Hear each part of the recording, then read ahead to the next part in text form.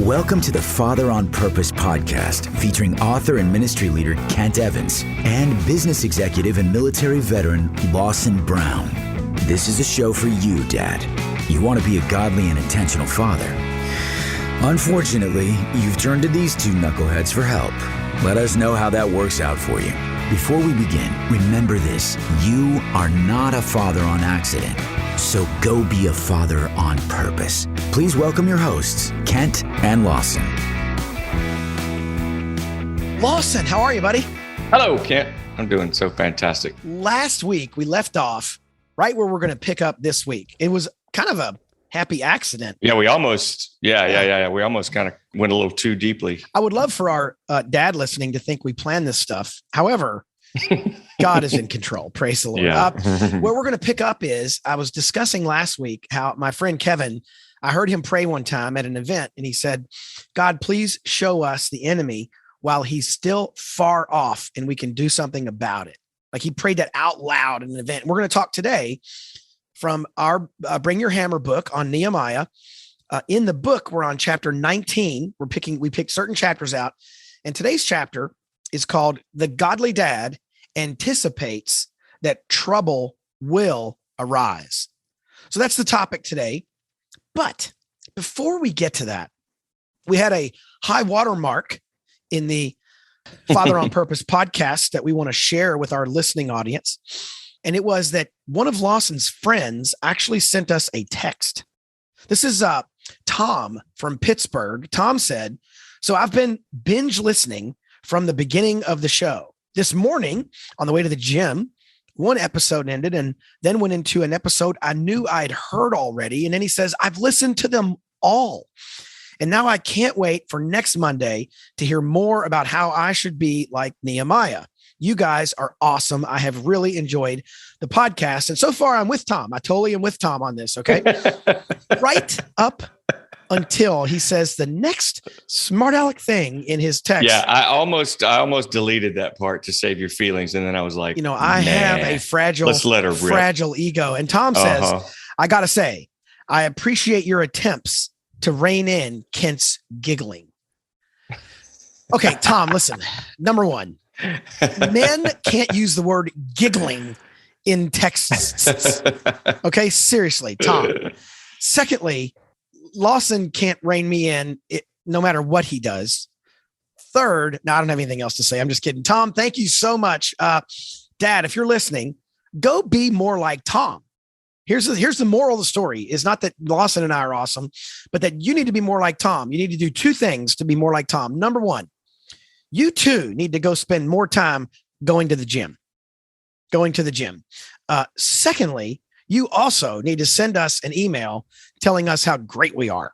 And I'm going to start some kind of contest. Maybe Hunter, we should do this. Hunter's in the background today, helping us manage the tech on this. And we'll call him the executive producer, for lack of a better term.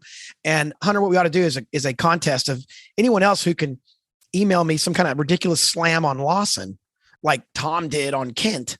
Maybe we give him, I don't know, a free copy of Bring Your Hammer. I don't know, something. Oh my gosh. The other thing, by the way, we recently received 3 new audio messages from our website where at the podcast page, we have manhoodjourney.org/podcast. That's podcast. And on that page, there's a button. You can click the button and you can leave us an audio voicemail. And if we like it, and if you're not a smart aleck like Tom, we'll actually probably use your audio on a future episode. And I've only listened to 1 out of the 3 we received. It was great. Super question from a guy about work and family. And we're going to address that on a future episode. So if you have a minute and you can head over to manhoodjourney.org/podcast and you have a question, you got like a big fatherhood challenge, or you got a fatherhood idea, tip, observation, leave it for us so we can share it on a future episode. That is all of the preamble. Lawson, let's dive into chapter 19 from our book, Bring Your Hammer, about Nehemiah, lessons that dads can learn from Nehemiah. And the godly dad anticipates that trouble will arise. Now, you've raised 2 daughters. We've talked about your daughters frequently on the show. Trouble is going to arise for our children, right, Lawson? And how has that shown up in your family? Yeah. Two things I noticed while I was listening to you. The title says that the godly dad anticipates that trouble will arise. So that's different than saying the godly dad anticipates each instance of trouble before it gets here, right? It says that, and I agree with this, that trouble, you just recognize and realize and anticipate that it's going to happen. That's just a general, like, heightened sense of on, not alert, not alarm, just a heightened sense of awareness that I think it's real important for dads to be that kind of stalwart of keeping your eyes out, keeping the radar on, super sensitive, depending on what's going on in your children's lives and in different ways. And dude, who is Kevin? Because that is where he said, he prayed, God, please help me and my wife see trouble when it is still far off. I circled it in the book. I wrote it down when you told me, like whenever it was last week. And dude, I just love help me and my wife see trouble when it's still far off. Like you can, like now we live in Florida. We know when a hurricane is going to come. There's just technology available. Right. There's anybody that gets caught unaware of a huge hurricane bearing down on us. They're just trying not to pay attention. But then there are like this tornado that hit New Orleans and then recently Alabama. And I just feel for these people because in the middle of the night, and those things just boom, they come out of nowhere. And so I've always pictured seeing a tornado from way far off. It seems like you would be able to spot that thing and like load up the car and, like get out of there. And I don't know why that image came into my head when I heard you talk about this and then read it, but I do pray. I really pray, man. Like I want my spidey sense to know way in advance as far as I can, like, that there's trouble. I spot, even if it's not, you spot the specific thing that, this is not a situation, or we need to really, like maybe dig in or pay close attention to what your child may have just said, or something they referenced about something that they saw at school or at work, depending on the age of your kids. And then not just look at that as like something that just happened and maybe you just need to talk about it, but like have your alert up, have your awareness level up so that you can anticipate that could be something of real trouble. Yeah. And if you think about it as a dad, the trouble we're going to experience is there's not this like infinite list of kinds of trouble. Like what I mean by that is the situations are all going to be a little unique and the details may be varied. But we know the trouble is going to fall into some buckets, right? There may be health trouble. There could be like, for kids who are entering the teen years, there could be dating trouble, relationship trouble. We could have rebellion, especially if you're having a house full of boys. There's a possibility that they're going to trip across an image of a female that's inappropriate, at some point. You're not saying it is, you just let your guard down and let it happen for fun. What you're saying is, I'm not going to be shocked if my little angel, my little perfect kid, all of a sudden I get a call from another parent at school that says, your kid punched my kid. That's we know that there are these categories of trouble that as a dad, we can almost kind of count on to some degree. If you're going to raise children, guess what? They're going to have some relational drama. And it could be real simple and light, like Joey at school took my gum or whatever, and it's something simple and you can manage it. It could be something super dramatic, that's really painful and heartbreaking. I was literally just walking through on some phone conversations with one of my own sons about some relational disappointment that he is walking through right at the moment. And I wasn't shocked. I wasn't like beyond belief. And here's what I find interesting about the godly dad anticipating that trouble will arise is, and you made a really interesting point just a moment ago, that we're not going to know exactly when or what form it's going to take. If I could tell you next Thursday at 4:00, you're going to be in a car wreck, well, then you're just going to not go to that intersection. But the readiness for our children with regard to trouble will not necessarily be situational. And here's what I mean by that. What I mean by that is But the Bible talks a lot about where we anchor our hope and where we anchor our trust, and that like God is our shield. He is our rampart. He is our refuge. His word gives us strength and all that stuff that we hear in the Bible about where we can anchor our souls. Then the exact flavor or kind of trouble doesn't matter quite as much. So as opposed to trying to just head off financial ruin by teaching our kids the art of building a spreadsheet or how to invest in E-Trade or max out their 401k, instead of only doing that, those might be great ideas. We teach our children, don't put your hope and trust in money as a concept. Yeah. And then any flavor of money trouble that comes along, they're probably going to be relatively well prepared for. What are some things, Lawson, as you— This is something, hang on. Here's something that Eric wrote. If we know what to expect, Eric Ballard, co-author, for you guys in the audience that may not. Let's back it up. Yeah, let's back it up. If there's anybody listening to this podcast that hasn't bought the book, Bring Your Hammer, man, what are you doing with your life? I mean, seriously. It is good. Seriously. It is good. All right. So Eric writes, this is the chapter that he wrote. Thank goodness. If we know what to expect, we won't wind up as frustrated when it happens. We must align our expectations with reality. And I wrote in the side column here, naive. And here's what I mean by that is, let's be astute dads. Let's understand reality. And that way you can spot trouble on the way with, kind of vivid, clear vision, because it's not going to be mistaken as something innocent, or you're not going to take it for like too lightly. I was with my sister recently. Well, we were talking on the phone. I'd seen them recently, and then she and I were just kind of catching up again on the phone. And she said that her son told her like the porn addiction at his school is like at an epidemic level. And I know. And dude, and he said that now, I don't know that he didn't say necessarily that he has a couple of buddies, but he knows that there is such a thing as erectile dysfunction for these teenagers, these young to, kind of mid teenagers, because what the porn, what they've been seeing and experiencing online is so crazy that just normal kind of holding a hand, or I don't know all the details of it, but it scared me. I was like, and he's 16, and I thought, man, I am naive about, like, thankfully, our girls are gone and out of the house, and or not out of the house, but out of school, and I was just like, dang, dude, that is serious business. And so it made me think,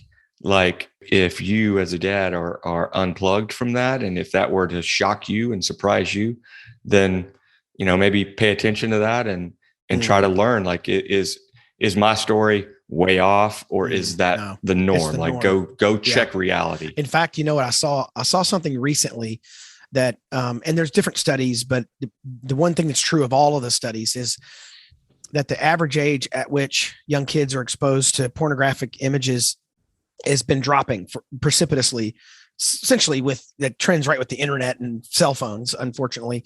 But in some cases, it's as low as like 8 years old. Some studies have it down around 7, 8, 9 years old, where that's the first exposure, like average. Some are younger. And so as dads, if you've got your head in the sand and you think you can somehow prevent every possible thing affecting your children, we got to play a lot of defense, but we've also got to be ready when an arrow does make it over the wall. And it does happen. And that's something else I'm sorry to interrupt you. Something else that I didn't want to miss is it is going to happen. Okay. So our kids are going to make mistakes. We're going to make mistakes. But something that I think that you can do, the chapter here and the lesson from Nehemiah is about anticipating that something, not necessarily that specific thing right there, is going to happen on, like you said, on that street corner on next Tuesday, but that something is going to happen. And what could that be? Like, you need to think maybe when it does, like you just said, things are going to happen. Okay. So then when it does, what do you learn from that? Oh man. And sometimes sometimes you can discern wisdom by, like look back to plan ahead, I guess. Because there are times that things are going to happen you can learn from in order to then recognize when you're in that situation or when something's coming, down the road. Yeah. I mean, I don't know how many miles you have on airplanes, Lawson. It's probably more than me, but I got a lot, right? I've probably been on, I don't know, a couple thousand flights or at least 1,000. And a bunch of them over the pond and internationally. And I think of that time when the pilot comes on and just says, hello, everyone, this is your captain speaking, and we're about to encounter some turbulence. And the reason he does that is, so nobody freaks out. I still hate turbulence. Like every time I'm in turbulence in an airplane, I think I'm going to die. Oh, really? Oh yeah. Hate it. But having said that, I hate it a lot less when the pilot has told me about it. One time we were landing in Louisville, Kentucky, and you could tell it was windy because, you felt the plane kind of move a little. You knew it was windy, but I didn't know how windy it was. So we get down and man, we are like treetop level. You can see trees and you're down. And all of a sudden the plane goes nose up, full thrust, straight up into the sky. Like we did not land. Yeah. And the whole time, there's like this 50-second, minute long kind of like, what is going on? And because we didn't know, and the pilot was doing his job, right? He was taking care of the safety of the people rather than talking to us. There was like this super significant wind shear down at the ground. And so the protocol is get back up in the air and then you'll come down later, hopefully on the wheels and not, nose down. And so I just remember that part of the reason that was so jarring is because I didn't know it was coming. Right. Unexpected. Completely unexpected. And I think about if we got Bible students on the podcast listening right this moment, they're playing in their mind that quote from Jesus in John 16:33, when he says, in this world, you will have trouble. He's talking to his disciples and why is he telling them that? Why is he telling them that? Partly it's one more proof of his deity, right? He can pinpoint. And when the trouble happens, they'd be like, wow, he must be able to see the future. And then secondly, so they wouldn't freak out. So they could manage the situation as opposed to getting all enmeshed in the fact that there's a situation. One of my favorite New Testament single verse kind of quotes is in the book of 1 Corinthians 16. And Paul is talking and he's saying that when he's going to travel, and he says in 1 Corinthians 16:8, he says, I will stay in Ephesus until Pentecost. And verse 9 is so powerful. Dads, listen, verse 9, because a great door for effective work has opened to me, even though many oppose me. And in some other translations, it will say, therein lie many adversaries. And what Paul was saying is sometimes the very work, in fact, usually the very work God has called us to do will be riddled with opposition and challenge. So when you look, for example, at Nehemiah was doing the work of the Lord. Like he literally was following the steps that God told him to do, get the permission to leave, pray, fast, go on the trip, rebuild the wall. And that process of carrying out God's will for his life effectively, Nehemiah knew there was going to be trouble. And so sometimes dads or moms, we get all down in the mouth because our kids are having trouble or drama, or there's a problem, or they did this thing, or they, we find smokes in their locker, or we find that beer can in their trash can, whatever we find. And we think, oh my goodness, what have I done wrong as a parent to allow my child to act like they're human? And I think, and it's not that we can always just go, therefore I'm going to make sure we do a beer bash when they turn 21. But what I'm saying is, nor is it to lock them in the room and start a list of all the wrongs. Right amidst the work God's asked us to do, there's going to be trouble. And so the question is, can we? I heard a guy use that's a good way to say the that. metaphor guy used one time. I heard, and I think it's really powerful. Is he said, imagine you're in your garage and you're working on a car, and you're trying to fix the car, and you hurt your hand. And so then what you do next is you get up and you kick the tools, you kick the parts, you scream and yell, you bang the car. What's happening? Number one, the car isn't getting any more fixed.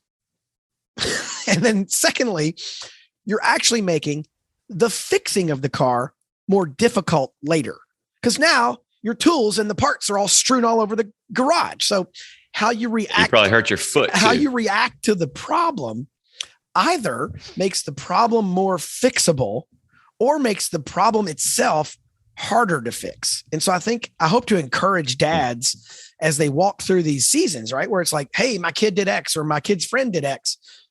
We've got to anticipate that stuff's going to arise so that in the middle of it arising, we're not overwhelmed and freaking out because we, all hands on deck. It's when our kids are going through relational drama, it's not time to freak out. It's time to help them walk through that trouble.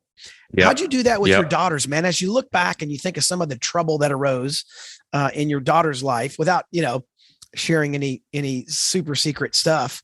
Can you think of a time, like I'll kind of go first because I'm springing this question on you. We didn't talk about it before the show, but I'd like for you to talk about a season or a time. For me, we had this interesting season last summer as we're recording this particular episode where we walked through a challenging time with one of our boys as he battled some just mental challenges. And what I found interesting was a counselor told me at one point, he said, Kent, you can't parent your child's anxiety with your own anxiety. And man, what a great line. And I've really hung on to that because during the drama and the challenge that my son was walking through, I was really making it worse. Did he give you any sort of a practical way to kind of not do that? He said, Kent, try being less like you. Be more like Tom. Be more like Tom. The practical stuff were a couple things. One, he said, you need to be able to listen better. The second thing is you need to be able to not parent out of fear. So like imagine you're in a situation, you're playing it out into the future, whether you realize it or not. And as you play it out in the future, you play kind of the darkest version. And that's what you're really reacting to in the present is the darkest version of the future. He said, so you got to stay in the present. You got to listen well. And then there were just some reading he gave us that I read through and ways for me to be more a part of the solution and less a part of the problem. And one thing he didn't tell me explicitly, but came out of my conversations with my son as he walked through this drama was he told me one time, my son said, Dad, I know you're trying to help, but pretty much everything you're doing right now is making this worse.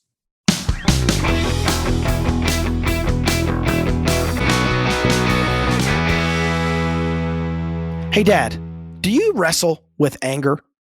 Man, I sure have. And so have thousands of other dads in our email list. And so what we did for those dads and for you, we built a special digital course called The Anger-Free Dad. This digital course is chock full of almost 50 assets, a bunch of teaching videos, a ton of PDF booklets and worksheets, so you can walk through and understand your anger triggers, the expectations underneath, and how to pull those out of your heart and mind so you can be a dad who is less angry and more at peace.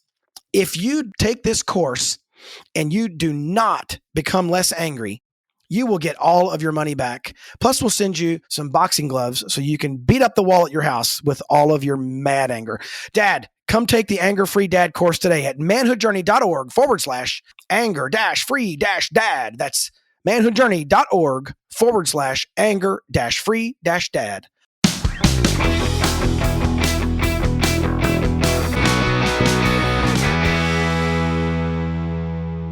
Yeah. So your anxiety golly, feeding into his anxiety. It's like there's a fire over there and you walk over with your own gas. That's exactly right. That's exactly right. And if we anticipate the trouble's going to arise, we set down the gas can before and we've got a bucket of water and we're that's constantly our kind of MO is we're walking around with this water ready to put out fires, not ready to make them explode. Can you think of a time when that's really cool that you had the self-awareness to be able to receive that too. I mean, and then go do something about it, knowing that about yourself. I fired that counselor. Yeah. What I did about it was I said, last session, pal, This is it. One more time, you tell me I do something wrong. Talk about me one more time. Talk about me one more time.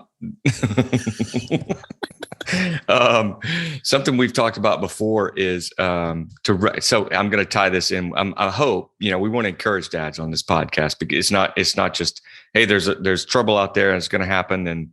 And so look out at the end. Like, let's talk about, some ways that we can,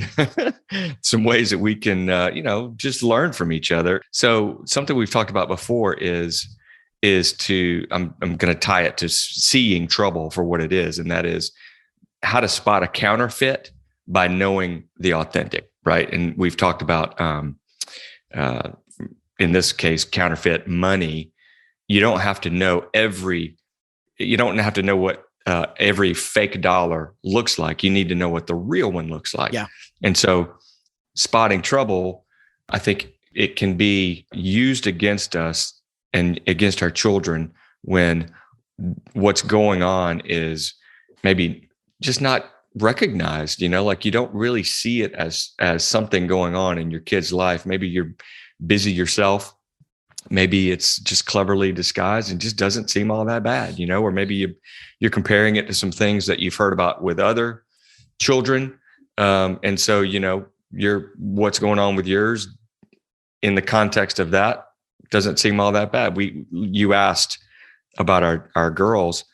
I particularly remember middle school being really hard. And for you guys out there that have kids in middle school, their bodies, they're going through stuff. That age they're just not quite athletic, or they're having trouble in certain ways because they're kind of between little kid and bigger kid, and so they just feel awkward in their shell sometimes. And for girls in particular, that was also because of the age of our girls. That was also when social media was beginning, and so they were also trying to. We as parents. They as kids, our girls didn't have anything for quite a while, but their friends did, and that brought a whole different level of jealousy and interpretation, third hand through their eyes, telling them what they had seen, and that just kind of skews your view of yourself and of your surroundings and your environment, the world. And so, I think we maybe address that as trouble. We recognized it. We didn't shy away from setting the tone that just wasn't going to be a part of their life, regardless of whether or not, their friends did at the time. And so now looking back as they're adults now, and we talk about it, and they're beginning to set some boundaries for their own selves and how they manage themselves. We've talked about that. We've talked about back then how me and Audrey had kind of protected them from that, because it just didn't, I had no proof. We had no proof that it was necessarily all bad by any stretch, right.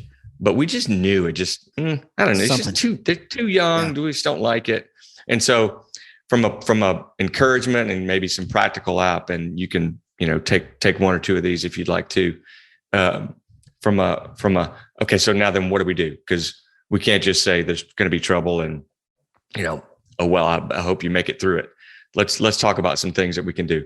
First, I would say engage and recognize trouble. Like get in there, get in deeper, talk to your kids, visit the school, maybe go visit them if they're out of the house more often, FaceTime more often.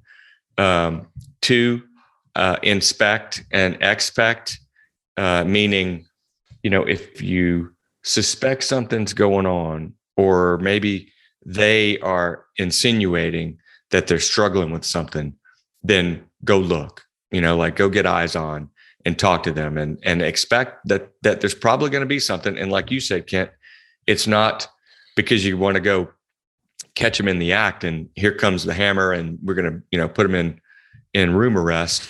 They're not bad. They're not, it's a tough, this world is tough, and, trouble comes at you from all kinds of forms and angles. The third, and this goes to the counterfeit, knowing what's authentic, is pray and be quiet and listen. God is there to help you. I think it's really important to slow down and take some time and be quiet and really try to discern his leadership, because some of the stuff that we're countering as dads is complicated. And we've never come across it. The world is just different than when we were kids. And so how do you handle some of those things? Sometimes the best thing you can do is just go to pray and be quiet and listen and ask for help. Lawson, remind the guys listening, how far apart were your daughters in age? How old were they? 3.5. 3.5. So 3.5 years old. As you had a 12-year-old difference, you also had a 8.5-year-old. And then as your older daughter went through middle school, did it help you when the second daughter came around? Were you more equipped with your second daughter, or was it different? Yeah. Just curious. They're all, well, as you know, I mean, as any dad with multiple kids knows, they're all different. You can't parent one the same. Whatever you did with one that may likely not work with the other. But something that I think helped us was we were in a really, really great small group at the time with 2 or 3 other couples who also had kids of varying different ages, some that were much older and, some same age, some of them even in the same class, same grade as our daughters, even went to the same school. So getting together with them for years, we did it weekly. And it was time to pray together. Maybe at times, throughout the years, we'd go through some certain book study or something like that. But the greatest value was when we were sharing what we were struggling with. And as time went on, you get to know each other a whole lot better. The trust factor goes way up, and, we all had each other's back. And there were times where someone had gone through something ahead of us, and we were able to learn from that. And that helped us, I believe, anticipate what could happen, for our own family. We've talked about this a lot on the podcast, because my first book that came out in 2016 was called Wise Guys. And it's about getting around other men who you can learn from and how to kind of learn to pull wisdom from other men. And I think almost nowhere is this more true than in this game of anticipation and discernment. People who have kids who are older than yours, even though they're not carbon copies, as you say, I loved being around, and still do love being around, guys with kids who are older than my kids. Every other Tuesday, I'm on a prayer call with 4 or 5 other guys. And I think all of them have children older than mine. And some have quite much older, where they're all out of the house and they got grandkids. And so there's a couple guys on the call who are a life stage or 2 past me on the road. And man, I learned a ton from those guys. Like I was talking to Jeff one time, and Jeff was telling me about his adult children. And the phrase he would use with his adult children is, as it relates to coming to our home, you are always welcomed, but never expected. And what a great phrase. Like he was trying to remove always welcomed as it relates to coming to our home. You are always welcomed, but never expected. And what he was trying to remove from his children was this drama that happens when you go, wait a minute. You mean you're going to go to your in-laws for Thanksgiving? Why aren't you coming here? And whoa, time out. And so what he was trying to remove was this like pressure of, we expect you to be here for every major holiday till Jesus comes back. And if you ever pick another family over ours, you are persona non grata. Like he just was like, whoa, I want to head that off. I want to head all that off. And so I've told my son the same thing, who's the only real out, the one who's moved out. He's married and he's finishing college, but won't be coming back to live here. And so I'm just told him, hey man, you guys are welcome here anytime. But you're never expected. And that phrase, right, I got from another dad who's several miles down the road from me in the parenting game. And it helps me anticipate trouble. Right now, I might actually be 1 inch smarter about raising adult children than I should be, even though I don't really have that many. And so I hope dads are listening and they understand part of the way to anticipate is go get with other dads who are a click or 2 down the road. and ask them, hey man, what's the secret to walking your kids through their teen years, with sexual purity? Or what do you do with your kids in porn? Or what do you do with your kids in money, investing, jobs, you name it, college choice? Go find some other dads who are down the road and learn from their experience and leverage their experience to become a dad who can really anticipate well. And not necessarily when you have something going on, it's never too early to start, because you need to have a relationship going. You know what I'm saying? Like, you need to have some ground beneath you with a mentor like that, so that your relationship is solid enough, strong enough, familiar enough, because we all know, we've been told, Jesus said it, trouble's on the way. And so let's start ahead of time.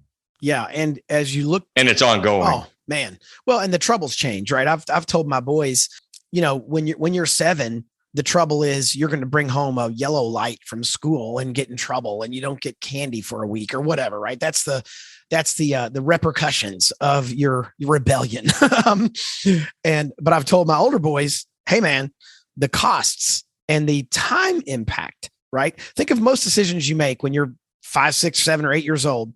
Now, again, I'm not talking about walking out in traffic and killing yourself. The normal stuff that kids do. The impact of those decisions when you're like a little child, it lasts for minutes or maybe hours, right? Maybe weeks. If I've told you not to jump off the roof of the house and you still jump off the roof of the house, you might be wearing a cast for a couple months. So but the time duration of the impact of your choices is usually minutes or hours or days, maybe occasionally weeks or months. Yeah. But when you're 15, or when you're 18, especially, you can make decisions that affect not even just your own lifetime, but the lifetime of those downstream from you.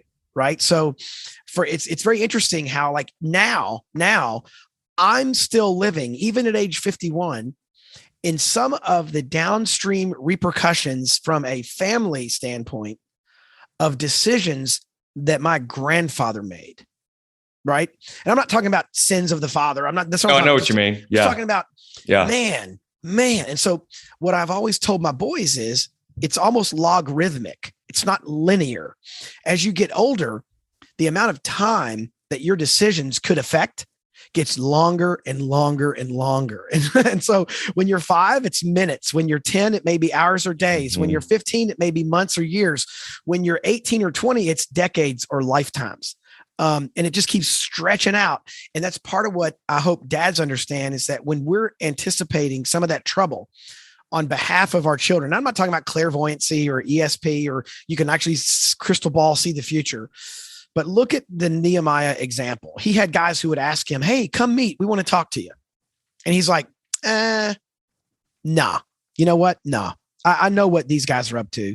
They're up to no good. And so, no, I'm not going to answer them. I'm not going to meet with them. And he had this sense. And I think part of the reason he had that sense was he knew God's word. He knew what mission he was on. He knew what was outside that mission. And he knew how to spot a bad apple when he saw one. You and I have the Holy Spirit inside of us, who promises to guide us into all truth. He promises to guide us into all truth. So as we're making decisions, or as we're thinking about praying for our children, ask God, what kind of trouble lies ahead for my daughter or my son? Because to Lawson's point a minute ago, it might be really unique. Each of your children are probably wired a bit uniquely. And I've told one of my boys, who can remain nameless on this podcast, but I told one of my boys, hey man, if you're going to be a constant critic, just get used to not having a lot of deep relationships. Like that's where you're headed. And here's the thing. It's a free country. You have choice. You have free will. You can go down that path. But if you want deep friendships, you're going to have to figure out how to be more accepting and more loving, and not talk about people behind their back. Like, that's just how that's going to work. And so for part of my counsel to him is, hey man, you don't have to stop. Keep going. But I can kind of predict for you what this road is going to feel like in the future. And so that's really cool the way you do that, dude. Well, for me, I see it as my obligation, and how I serve it up. I've gotten much better at how I serve it up, right? Where I would, in the past, I would say, if you were my son, Lawson, I would say, Lawson, you have to stop this. You can't do this. You must stop. No, actually, you know what? You can, and you might, and it's totally your call. And so what I've decided to do is just kind of go, hey, here's the thing. If you invest all your money in Bitcoin, you might lose it. You could. Look at the prospectus of every stock you've ever bought. It says nothing's guaranteed. All your money could go to zero. Awesome. Long as I know that, I can make a wise choice. And so what I've tried to do with my boys is say, look, man, here's what you're doing right now. And here's a way this could play out into the future. You might want to consider whether you are okay with the high probability that that's the way this is going to work out. One of the ways I've done this, just to kind of close this, so just practical stuff. One of my boys recently had gotten like a third sort of disciplinary thing he brought home within a few weeks. And the third one was probably a tweener. Like for real. I was like, the first two, you read it from the teacher and you're like, oh yeah, he totally deserved that. The third one was more of like, everybody was laughing, blah, blah, blah. And did he get singled out? Maybe. So what I told him is I go, hey, do you know what a pattern is? You know what a pattern is? It's when the same thing happens over and over again. And you can spot patterns. And he's only like 7 and we're having this conversation. And I said, what has been your pattern lately? And he goes, I've gotten several red lights. That's what they call them at his school. And I said, interesting. Do you think you deserved this third one? He goes, well, no, everybody was laughing and she just pointed to me and I'm the one who got the red light. And I said, also interesting. Have you had a pattern of being out of line lately? And he kind of looked at the ceiling for a second and goes, yeah. And I said, maybe the third red light. What a good kid. Maybe the third red light was because you had put a pattern in your teacher's head where she figured you were the instigator for good reason, because the last 2 weeks you have been. And what's amazing to me, here's what's amazing to me. He totally got it. Yeah. And here's Well how I know he got it. Here's how I know he got it. Because I said, so what do we need to do in the future? And he goes, we need a new pattern. And I was like, yes, this is so great. That's awesome. And I just remember thinking, yeah, dad, that's our job. Help our kids know what kind of trouble they're headed for and what that might look like. Yeah. And let's just let them know. We don't have to tell them to stop necessarily. It just depends on their age. I hope today's conversation has been helpful. I hope you too will be more like Tom. Go to the gym, send us a nice email. Don't forget. It's feel like Bob Barker. Have your pet spayed or neutered. Like, go to the gym, send us a nice email. Thank you, Lawson, for taking time, and thank you to our executive producer Hunter for hanging in there, even though today he did not feel very well. Super sick. Way to go, good job, Hunter. You're the man. Dads, get out there and be a godly dad. Hunter and Lawson and I have your back, and we'll talk to you next week.